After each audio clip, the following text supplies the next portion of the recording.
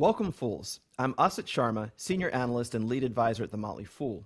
And my guest today is Amit Bohensky, who is Chairman and Co-founder of Zoomed Technologies Limited, which trades on the Toronto Ventures Exchange as symbol ZOMD. Zoomed Technologies is a digital marketing technology company which focuses on mobile marketing and user acquisition. Zoomed has a market cap of 96 million Canadian dollars. That's about 70 million in US dollar terms, and it's expected to cross about 47 million US dollars in revenue in 2025 once fourth quarter results are released. Amit Bohensky, welcome to the Motley Fool. Thank you very much, Asit, for having me.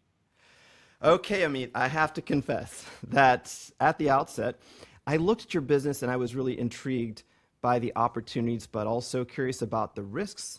The ad tech business is tough. It's a massive market, but as the past couple of years have taught us, it can be very challenging for leaders to maintain their market position and grow. So first off the bat, I'm interested, can you summarize Zoom's business model and its niche for us? Sure.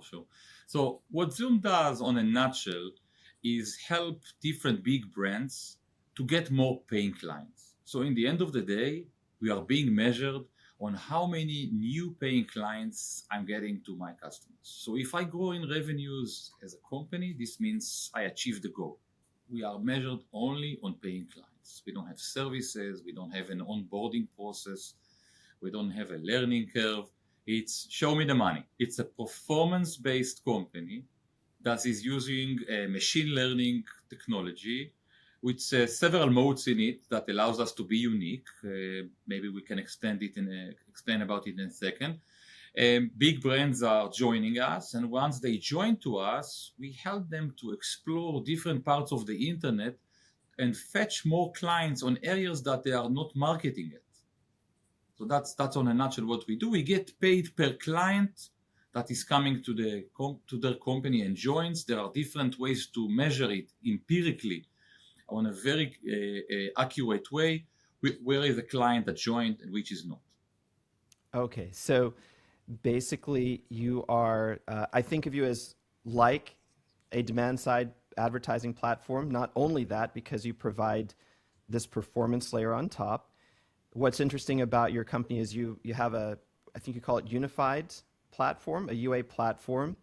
So this allows advertisers to run their campaigns across a number of different sources and venues on the internet.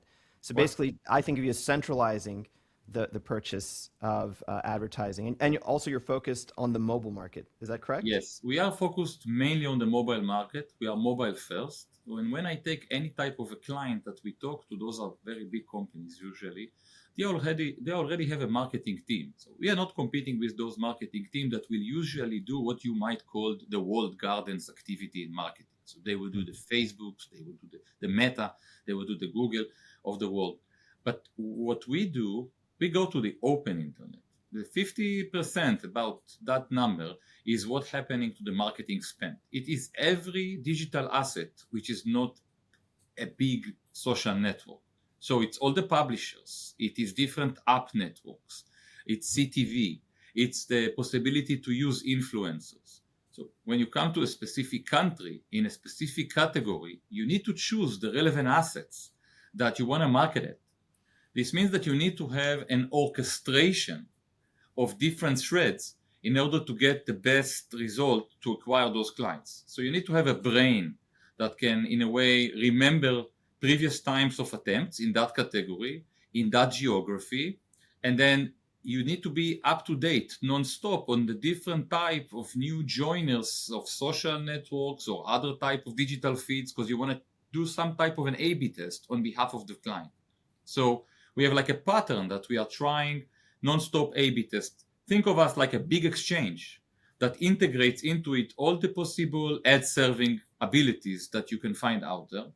Even a big client, monster client, will need in the end of the day for the open internet something that will help him to orchestrate that. Because there isn't one single dashboard. And that's what we do. So would you say that this orchestration layer, which is machine learning based, it's running real-time optimization, it integrates, sounds like, with real-time bidding. Would you say that the orchestration layer is your niche? This is your competitive moat? Yeah, it is. So the moat is a combination of several points, but indeed that's one of them. The other one is a very deep know-how of every category per every geography, which means specific instructions for which ingredients can be the best outcome for a campaign. Then we have one more mode, which is a collaboration layer. Once we are running a campaign for a client, we don't wait for the campaign to fail or be an average result and say, listen, it didn't work, and now let's think why. The system keeps sending messages, and with AI, it's very easy to make also this type of communications. It's the war of the AI robots now. So one bot is saying to the client, listen, green does not work with that campaign. Do you have something in blue color? So they send us something in blue color, and then we immediately A/B test that on the pattern that we already know that statistically worked in previous cases. So it's a combination of collaboration with the client, it's a collaboration of that machine learning, and it's a combination of that orchestration of trying those different layers and not using only one. Mm. And the ability to scale sounds like it isn't impeded because you can automate the collaboration. So you mentioned the bot that's bringing in the results of the testing and saying we need to try something else. That is conceivably communicating with your automated bot as well, so that the human intervention isn't there. Or do I have it wrong? Because you are focused on, in some cases, smaller markets, which is, I think, a great competitive advantage. Maybe outside the US, there's a lot there that can be exploited. Is there human intervention? Because I know from reading about your company, you have very good one-to-one relationships between your team and often the technical buyers on the other side for your customers. What we found out that you cannot have a genuine pure tech technology tool without the relation. Mm-hmm. This is a genuine people's relation based. It's not an agency because we are not doing headcount work for a company, but we have very deep relation with the CRO or the CMO, and that relation allows us to be very much and deeply involved in the strategic plans. Big companies have plans for every state, for every country, for every geography, and that allows us to understand why a campaign might fail in Italy, but then might work in Ohio. And that allows us to better understand how to orchestrate per every state, per every country, per every geography, a deeper and smarter way. So it's a combination, and that's why I said that the moat here is not just technology, which is deep by itself. It's a combination of technology and relationship, and usually it's a relationship with the C-level. The C-level cares only how many clients you're going to get me, how much money they're going to put in. Can you get that to me? Because we are missing some of those clients in that particular geography. So that's why it makes the solution unique, and it stands out among other solutions that are out there. We don't do the walled gardens. We don't ride on one single source of a lot of publishing power, which might be good, but then it's hard to be measured the end result of it in a success. And we fine-tuned it to do it on the entire open internet to look like as a one source. That combined with the machine learning and the direct relation with the client allows us to get to those high results. So going back to putting a smile on the face of the C-level folks that you have relationships with, I want to underscore this for those who might have missed it at the beginning when you started talking. You don't get paid for brand advertising, you get paid for outcomes. So in other words, as you convert, instead of getting paid for impressions, when the advertiser makes money, when they realize a return, that's when you get paid. And I was interested to see that your business is cash generative, it's profitable. So can you explain a little bit about the unit economics of not just taking a payment to throw advertising impressions out there in the open internet, but to actually produce an outcome? How does that work? How do you charge for it? How does that affect your overall profit and loss statement? Now, the company is usually doing something like about 60% gross. There's like 60% gross margin. Sorry, 40% gross margin. So right. 60% of it is media spent, and the rest of it stay in the company. We've seen that with the clients that we have in some relationships that are 7 years with very giant companies, 6 clients. 10 of our biggest clients have been with us more than 4 or 5 years together. Some of them have been with us 7 years. So we are growing with them on the different geographies. And the reason for that, it's because it's based on trust relation. So I don't sell you people, and I don't sell you any type of a setup fee. And the only way that I'm being measured is those clients that came through me are generating to our clients a profit. And then there is a street price for every type of category. So let's take fashion. So fashion retail will have a specific price for a specific customer for a specific country. So I get you a client from the UK that will download your app and will buy, let's say, a shirt. That's a measured client. That's the only moment that you pay me. So not for the download. You don't get not paid for the for download. the download. We don't do downloads. We don't do impressions. We don't do search statistics. We don't do banners impressions. Nothing like that. It's money measurement. Measurement. How many downloads and how much money those clients generated. Sometimes also those clients we are getting paid sometimes for upsells on cross sale. So somebody download the app, bought a shirt, and then bought another shirt, or download the gambling app and did several times gambling. So sometimes we get upsells and cross-sell, depends on the agreement and the category, but it's only real clients that downloaded the app, put a credit card, bought something, some time passed, and then we get an okay from our client. Yeah, that's a genuine client that you gave us. So we are nothing about creative. We are nothing about ad serving, making money. We don't have that type of an agency part in the company. And in a way, it's an engineering solution because it's like a plumbing system that is connected everywhere. I take your creative, because we don't do creative, and we decide where to orchestrate to place the bets on your behalf because we have that system. And when something doesn't work out, we tell you, listen, maybe your creative is bad because we've seen other creatives that did this or that. Maybe you want to fix that. Right, because Still, we don't get paid. align with your data analytics that you already have. Another firm with very similar product, same region, maybe they just had a more competent creative. And so you can tell very quickly, maybe they have to come back with a new campaign. Exactly, that's correct. So I'm very interested in this. I want to just tug on this thread a little bit more. I think I'm understanding the technical competence, but one thing that caught my eye, just sort of reading through your call transcripts and learning about the company, is unlike some engines that investors might be more familiar with, you all don't supply an SDK, a software developer kit, to your customers. And I found that interesting. And I wonder if you could discuss the advantages and disadvantages of that. I can understand both sides of it. I'll just briefly give you a layperson's, because I'm not an ad tech person's view, that it makes it a lot easier for the client if they don't have to have their engineers integrate very deeply with your system. Now, from an investor's standpoint, though, I get a little concerned. I sort of like the stickiness if someone has to integrate deeply with your systems through a software developer kit. So I was wondering if you could give your perspective on that decision, how it's played out for you in the marketplace. Sure. So when you have an SDK, you have real physical presence within the client asset. The problem is that when you do an onboarding of a process like that, there is a lot of IT issues, security issues, responsibility issues.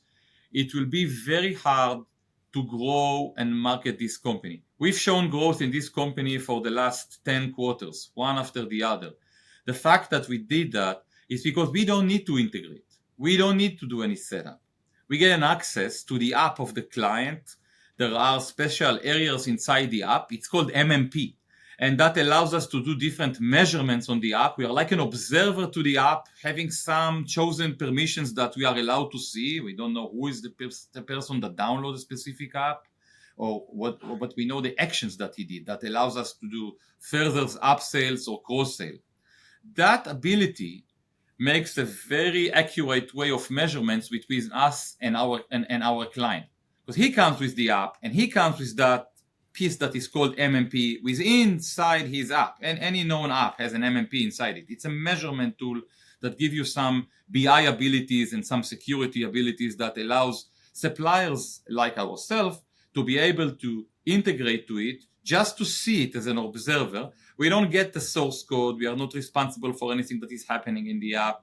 And that's a very easy onboarding for the client. So when we meet a client, we only get access to see what's happening on the clients that we are delivering them without any need of intervention of IT or the IT cyber, the security guys. There's no need for that. And that allows a client to say, heck what, let's try and let's go on and do an onboarding and let's see what happens. So the advantage is having an asset and saying in your KPIs, I'm already installed on 1 million phones. The disadvantage now that you need to update those 1 million phones, you need to be responsible not to create any collapse within the client app with that third-party thing that you've installed there. You are not aware of problems that might be there.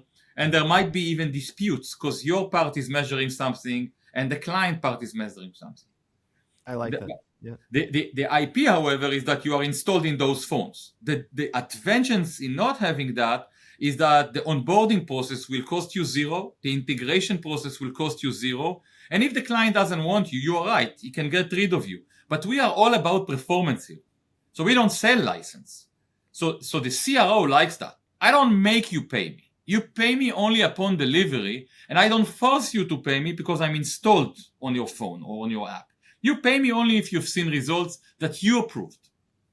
Right. I like that. So there's economic benefit both ways to the model when it works, and you also avoid maybe some hidden costs of trying to integrate into other systems. And so you can keep those margins at a level that alongside your pretty disciplined cost management, you turn a profit and the economics look good to me. So I wanted, speaking of very highly technical things, I'm being facetious here. Can you explain to us what CGC, or creator generated content, is and the role it plays in your business? So as different type of vectors are joining that can influence marketing, so do different type of creative versions, and so do influencers. So the incorporation of micro influencers in a given geography that will use specific type of creatives will immediately contribute as an additional tool to the orchestration. So CGC contains the part of creative and the part of influencers joined in one. So we are integrated to all the type of influencers, social networks, and if tomorrow we need to do a campaign in a country that we don't know, we can find the relevant influencers, we can find the relevant creative, and take that and combine that as a part of the campaign that the orchestration tool will do. And it will measure it. It might work in a specific category, it might not work in a specific country, but it's just another added vector. And as a company that has a brain, we don't own those assets. We don't own assets as a decision. So I can give you names of companies like AppLovin has their own app network. Digital Turbine has a pre-installed software. Every company has its own.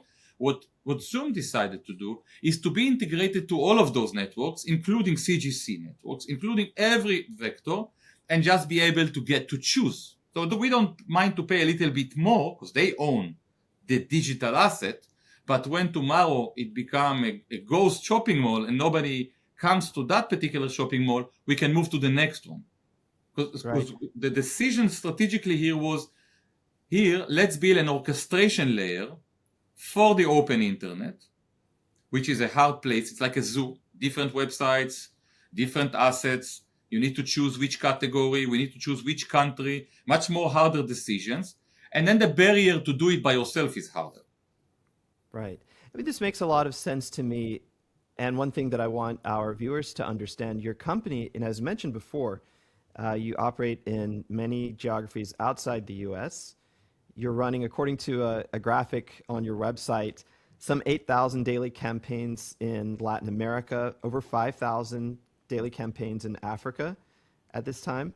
Yes. And so being able to engage these multiple vectors in markets that aren't as saturated by the bigger players makes sense for a small company because you're out there engaging the different vectors where maybe the bigger players aren't spending time and resources. So it seems like that, to me, this opens a little bit of a growth path to you. It is a question I have.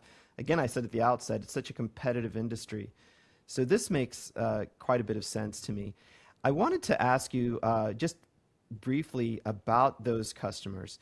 So you showed growth in customers outside of your top 5 this past quarter. I know you talked about that on your earnings call, but talk to us a little bit about this concentration. 5 customers make up about 70% of revenue. That may be a little old because, of course, you haven't reported your year-end numbers yet, but in general, which is not unusual for smaller growing businesses, we see these customer concentrations often. Could you talk a little bit about how that will look in the coming years? Does it remain fairly concentrated where you have a bigger book of business that's expanding outside the core, or will that core dissolve into, 10, 20 top key customers?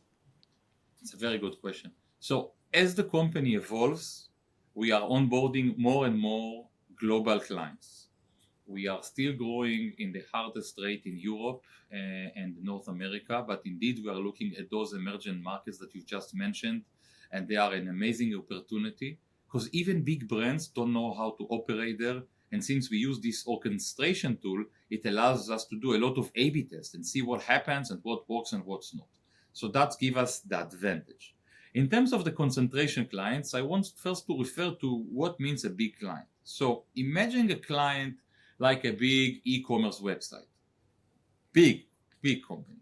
When the moment they grow with you for 6-7 years on 30 or 40 geographies, it means that they do with you a master agreement, and then every country develops with you a separated agreement on separated KPIs. You might even fail in Italy, but it will not influence ever Spain because they don't cooperate. It's different. The markets are different, right? The market's different, and they have separate teams. So sometimes in that type of a market that we are operating, a big client will come and will see that you generate for him genuine new paying clients. And they will expand with you like crazy. And they will grow and grow. And in a way, they even develop a dependency because you are becoming their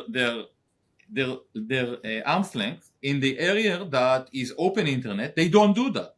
And it demands a speciality in each one of those countries. And sometimes you are operating in 30 countries for them. This is like giant for them. And you are that team for them. So as time will pass by, I don't see those type of clients disappear, but I see some of those new clients joining and expanding. So it takes some time till gradually a client realizes that they don't do it by themselves and they dependent on you to do that and grow that with you. So indeed we have that concentration of clients, but when you have a client like that, they are usually with us more than 5 years on more than 20 geographies. So this is a Catholic relation that is not going anywhere in a good way. It's just expanding. And other clients that we are seeking are those clients with that type of behavior. So we will pursue those type of clients because we want to understand the strategy from the beginning, from the source of the tree, and then we can go to all the branches and make the impact on top of that. So as time passes by, we are working to sort that customer concentration, which is not exactly a regular concentration because it's 30 different contracts within one client. And I think time will show as it happens right now. And that's why we announced that announcement that you've mentioned, that already we are doubling the revenues with some of the smaller clients. And 26 is the year that we are working very hard on that, expanding with the other clients. Amit, as we're talking, I'm realizing now I know who to blame when I buy a bespoke shirt from Italy and it upsells me. Have one more for 50% off. It's you. You're behind that. I'll send you a coupon. Oh, thanks. I need one.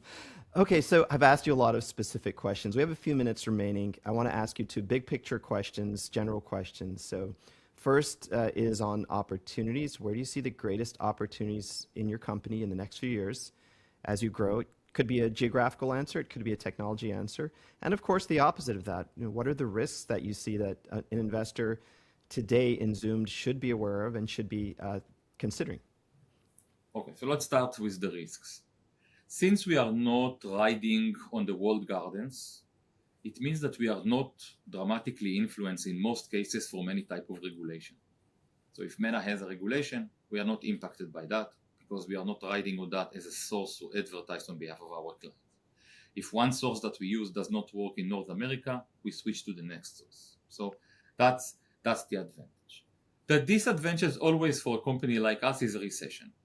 If there will be recession, we are first to get hit because we are marketing-based companies with volatility on performance. And if everybody goes and leaving the performance away and just thinking about expenses due to recession, because less e-commerce, a war, any type of a global effect, it might have an impact on us. The advantage for Zoomed in that area is that we are already diversified in different regions in the world, so we can switch from one place to another. And even with the concentrated type of a client, when you have 30 countries, we are allowed to switch a budget from one place to another and still win that budget.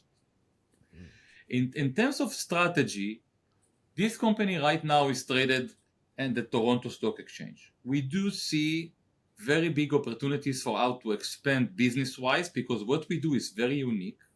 And we have proven that we are generating cash and we are very self-sufficient and dependent. We do see us as growing into the United States. It's possible that we will do several M&As that are related to that, finding adjacencies, businesses that are just low-hanging fruits. You see, many of the companies in that type of period that you've just mentioned are suffering from revenues because everything became much more cheaper to produce, and then selling a license is not covering the salaries, wages. But maybe they already have a book of clients, and maybe we can take these clients and making shortcut for us and use those clients for the open internet campaign that we are using.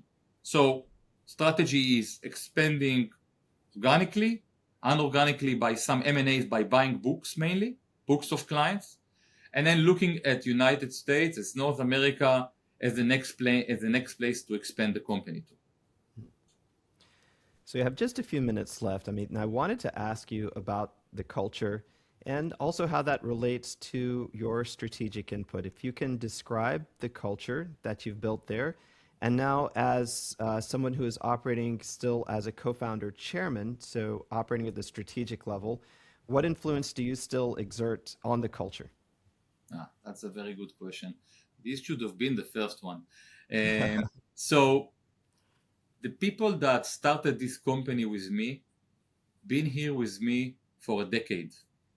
And people are here day and night in a situation that if there is a crisis, everybody is like gathering himself, all his forces in order to join and together as one task force to sort. There are incredible teams with a lot of knowledge in the field of marketing here. We believe in transparency, and that is something that those clients that we have like very much. C-level, you need only to blink once and then it will not believe you. But the moment that your measurement is only on the results, it's making the relationship much better. And we give them a dashboard that gives them a transparency actually to see what we are doing with their budget, where we are spending the money. They can see that we are doing actually optimization on things that they don't know how to do it in that level. I believe that this culture that we've built here will allow us to build a bigger company that will expand. We already have very known brands as clients, but it will expand even more. There's a lot of announcements that are coming soon. And as an active chairman, I know many of the clients. I know most of the employees here by name. Of course, the ones that made the company with me is more than 50% that been here forever with me. We are here to stay, guard the company, and build it to build a successful company. Wonderful. So, Amit, before we wrap, I do want to ask you sort of a visioning imagination question. This is a microcap, or some would say nanocap company, very small market capitalization, but obviously, as I've mentioned, it's profitable, growing, and the technology seems to have a moat on several levels. If I were to ask you, look, dream big, how big do you think this company could grow given enough time? I would say, let's give you a time scale of 5 or even 10 years. It's a very good question. So in my background, I'm an entrepreneur. I always look at the Northern Star, and when we approached companies that are mega companies and offer them the possibility to expand their selling arm to areas that they don't touch, I felt that it's a limitless market. It's a very hard market to tackle, and from the other hand, you don't step on the toes of the existing marketing teams. I believe this gives us grounds for building a big company that will have real presence in the field of marketing, and that will able us to put more type of hands and feet on the ground in other type of territories in marketing, due to that unique relation that is being evolved with C-level. It's very unique to have a C-level that cares, and that C-level cares about how many clients you can get him. So maybe that C-level can care about other type of categories and other type of legs and arms we can go in the organization. I genuinely believe that we can continue support this growth, and we can build a serious big company which will get out of the term nano, micro, small cap company that you've mentioned, and we will continue to show those parameters of growth. Well, Amit Bohensky, you certainly have a lot of entrepreneurial flair and a lot of skill in this discipline. So I look forward to seeing how big your company does become. And we've really enjoyed the time that you've spent with us today and the opportunity to learn a little bit more about Zoomed. Thank you so much for your time. Thank you very much, Asit.